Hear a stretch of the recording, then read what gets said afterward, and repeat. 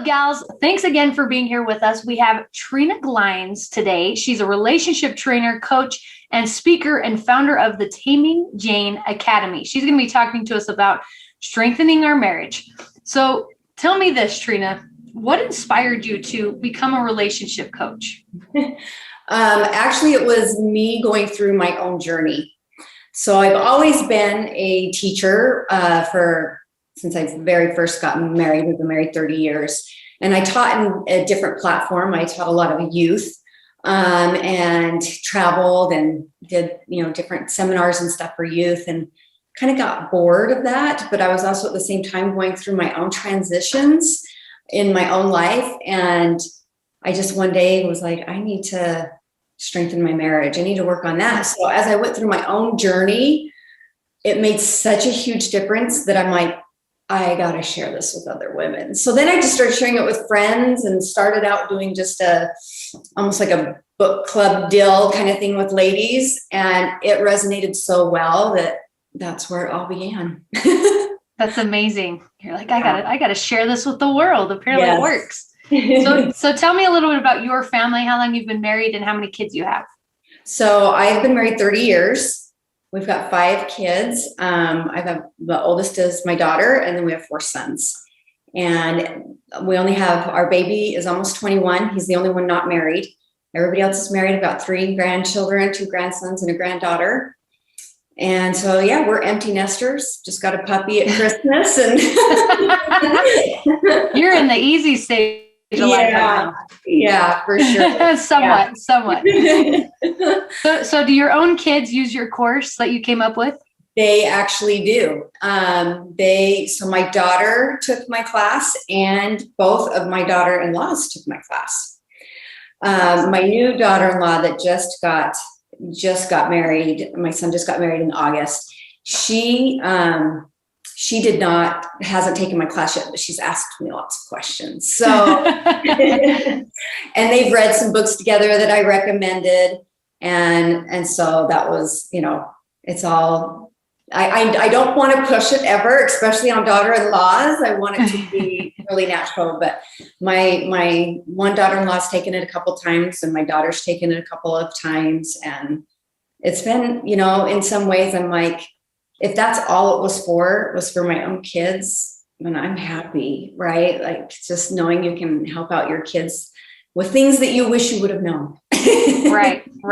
No, I love that. I love that so much. So you talk about the difference between men's language and women's language. So let's dive into that a little bit. What is men's language? All right. Good question. And unfortunately, it can't be answered in a one sentence, answer. And I often relate it to, it's like learning a foreign language. How long would it take you to learn a foreign language? But it's not only learning the foreign language, but if you went to live in the country, how differently they do different things. Like, they sneeze differently. I didn't ever know that till I traveled. They call animals, they call dogs and cats differently. They have different traditions. They work different than we do. And that's kind of the language of men, because there's also a language of women, but we just know it, so we don't think we need to understand it. And so when you understand how you work as a woman, it's like mind-blowing. You're like, oh my gosh, now all these mysterious reasons why you did things make sense. And it's the same thing with men, because often what we do as humans is we assume others are just a version of us. Mm-hmm. We just assume that. We assume our husbands, he's just a different version of me. And we often hear, you have like men are from Mars, women from Venus type books, and we hear how we speak 2 different languages, our minds work differently. But what I have kind of taken it to the next level is I teach women how that applies to day-to-day life. Where and how does that show up? And I think it's really important that we recognize those differences and allow them to be, because we actually complement each other. And so learning his language, it's seriously different from, everything from sex to sleep to finances to communication to how they do their to-do list, everything is different. And when we recognize that, it's so many ahas, like, oh my word, how did I not know that?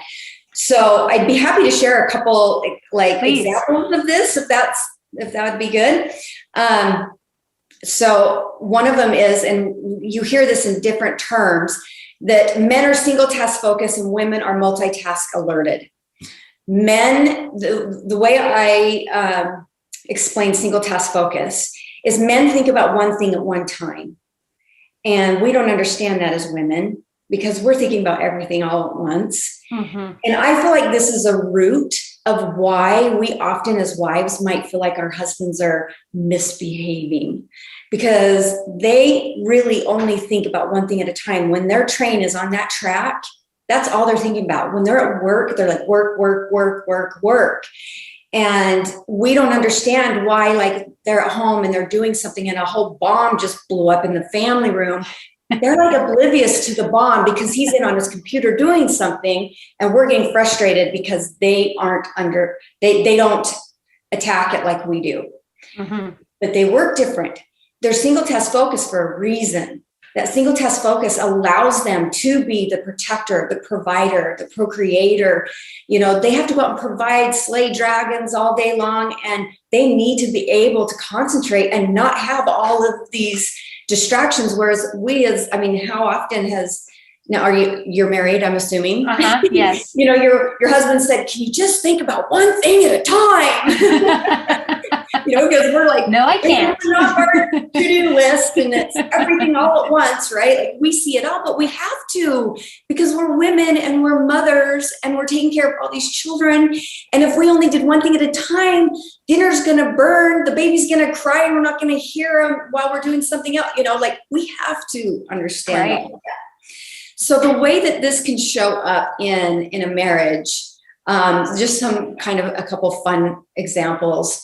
Years ago, before I learned any of this, my husband and I were going on a date or something. I can still remember where we were driving here in the town that we live. And I'm in the car, he's driving, getting us to some place. I think we had reservations somewhere, something. And I'm just chatting away. And I watch him lean up and turn the radio off. And I'm like, I stop talking and I look at him and I look at the radio and I look at him. And I'm like, you just tried to turn me off. The radio was not on. That was me talking. And he's like, what? You know, like deer caught in the headlights. He didn't even realize what he was doing. All he knew was he was trying to concentrate on getting us to where we needed to get. There was some traffic.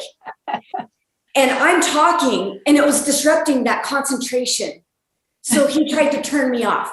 Now I understand it. I laugh so hard about it, but believe me, that affected the entire night. Oh, I'm sure. My husband tried to turn me off, and I'm like, this doesn't go over well with me, you know? And now I realize, like, note to self, ladies, when you are driving someplace, if it's somewhere around town, you're getting somewhere quick, not a good time to have a conversation with your man, because he's really concentrating on where he needs to go. One thing I often ask ladies is, does your husband often like miss turns? Like you're driving and you're like, that was the turn, right? You know, and it's usually because he's concentrating on something else, or you're talking, and he can't do both. We might be able to do that, but he doesn't work that way, and it's okay. But how often we take offense to that? How often we get frustrated with that? So that's kind of an example of it showing up. Real quick, another example would be if you have a sock husband that just takes his socks off before he goes to bed at night, and you've asked him how many times to put those darn socks in the hamper. You've even taken the lid off the hamper so he can just play basketball. And he doesn't. Well, I just want to explain to women what goes through their mind, because so often we attach ourselves to those socks. And we feel like those socks, we walk into the bedroom, he's left to work, and we look at the socks, and the socks are talking to us, and they're saying, I don't love you. I didn't have time to pick them up today. You're not important enough. And we're so frustrated inside, when really this is what happened. He It's like time to go to bed. He goes in, he gets in bed. Oh, I've got my socks on. I don't need my socks on. Like, he didn't even realize he had them on. Takes them off, throws them down. I'll put them away in the morning. Good intentions, very, very good intentions. Goes to sleep, alarm goes off. Oh, I have an 8 o'clock meeting. Steps over the socks, jumps in the shower. I got to get to my meeting. Got to get to my meeting. Washing my hair, walks over the socks to leave because he needs to get to his meeting. He never saw the socks. But we think he doesn't care because we've asked him how many times. Now, I'm not saying, ladies, that your husbands shouldn't pick up their socks. It's not what I'm saying. But it's a great example of how their single task focus doesn't make them be aware of everything that we're aware of. And we compare them as a version of us because, ladies, we would never leave the socks there. Somebody asked us to do something. You know, Lauren, would you ever leave the socks there? I would not. You would not. Why? Because I took so long cleaning the house and I want my house organized. You really care about it, right? You really care about it. So you think because he leaves his socks there, he doesn't care. And that's how, and it just gets them in trouble, and it makes us have hurt feelings and frustrations that just when you understand it, just changes everything. So those are two great examples of single task focus and how those can create problems for us. Yes. What do you think of those? Well, the sock thing is exactly what happens on my house on a daily basis, except in our living room. They are just all over our living room, and I'm the one that always has to pick them up. So that rings true. So I guess my next question for you is, do you recommend just kind of letting it go, or is there a different way that you can approach your husband about it? What do you suggest? Well, there obviously always is learning their language, right? And it's learning how to communicate with them that resonates with them. And when we are correcting it over and over again, that comes across as criticism. And criticism for men, it doesn't work. We can criticize women and we will change them. They might not like it, but it will change them. Criticism works on women. Men will even criticize women, and it will change us. But criticism only ticks men off. So what you have to do is you have to learn his language, what resonates with him. Admiration and appreciation is what feeds men. That will change men and the way and I shouldn't say change men because we don't necessarily change them, but it will influence them to want to be better. Way quicker, way faster. And criticism just flat out, it doesn't work. It's the number one complaint of men about their wives. They criticize me. And we don't look at it as criticism because it's what we would do. Right. And so if say, you end up having a little needs conversation, which I teach the ladies, how to have these needs conversations, because you as a woman need to get your needs met. But we as women, part of our language is we are givers and adapters, and we will give and adapt everything away, which we need to do because we're moms, but we do it to the point of exhaustion. And so I would teach you how to do that needs conversation with him. Like, hon, when you leave your socks, this is how it makes me feel. Because he's a provider. He wants to provide for you. But when you pick them up, oh my gosh, it just makes me feel like you care that I cleaned the house today, and you let him know what it provides you. Then the next time he picks his socks up, like you see him, you're like, "Hun, you're my hero!" And you give him that appreciation for that. That just fed him. Remember, men love competition. They love to win. Why do you think we have sports? Who do you think invented sports? And there's a winner and a loser, and they're always cheering, like, I want my team to win. Well, men want to win, and it's not worth it to them if they're always losing. They will stop playing the game. They will stop. A good example of criticism stopping men, and can I preface here, this works for your children. This works for anyone. This is not just a husband and wife's thing. This is men and women's language, okay? So is for some reason, I think as women, we were born with the queen hat on over the dishwasher.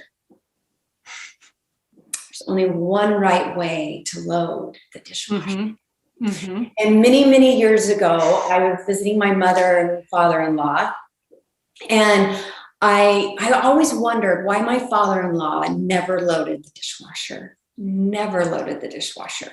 He would rinse and set them in the sink. And he's a helper. So I was like, why does he never load the dishwasher? And I quickly learned that it was because he'd been corrected so many times. And it's so funny because as women, it's not a big deal. Think about it. You're at your mom's house, your sister's house, some woman's house, and you are loading her dishwasher. And what goes through your mind? I hope this is where these go in her dishwasher, because you know she has her way of loading the dishwasher. Well, when I was at my mother and father-in-law's house, my sister-in-law went over and was loading the dishwasher, and I watched my mother-in-law come over and correct it. Oh no, these go here and these go here. And I went, oh, this is so why he stopped loading the dishwasher. So if your man doesn't load the dishwasher, think about it. Think about why. And what I did is what I embraced was, because I have 4 sons. I have 4 sons. One, it's good in the beginning to teach them. You teach them the proper way to load the dishwasher. So, bowls and things don't flip over. But it's okay if some things are on the top and bottom and vice versa. There's different ways for things to get clean. And I was able to release the pressure of being in charge of it all.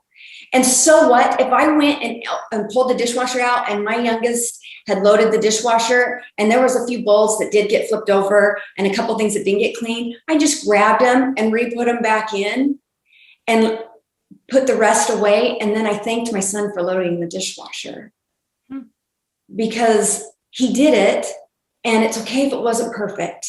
And this is all about, we are all perfectly imperfect.